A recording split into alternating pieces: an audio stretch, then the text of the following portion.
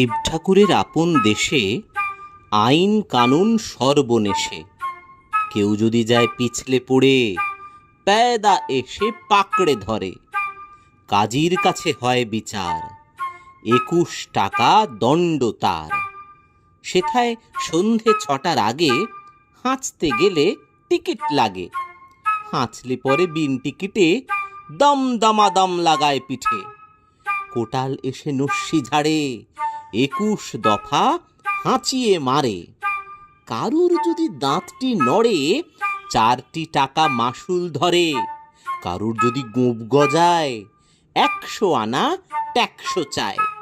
খুঁচিয়ে পিঠে গুঁজিয়ে ঘাড়, সেলাম ঠোকায় 21 বার। চলতে গিয়ে কেউ যদি চায় এদিক ওদিক ডাইনে বাঁয়ে, রাজার কাছে খবর ছোটে, পল্টনেরা লাফিয়ে ওঠে। দুপুর রোদে ঘামিয়ে তাই 21 হাতা জল গেলায়। যেসব লোকে পদ্য লেখে, তাদের ধরে খাঁচায় রেখে কানের কাছে নানান সুরে নামতা শোনায় 100 উড়ে। সামনে রেখে মুদির খাতা, হিসেব কষায় 21 পাতা।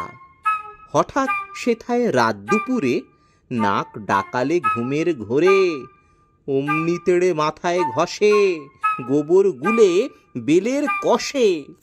21টি পাক ঘুরিয়ে তাকে 21 ঘন্টা ঝুলিয়ে রাখে।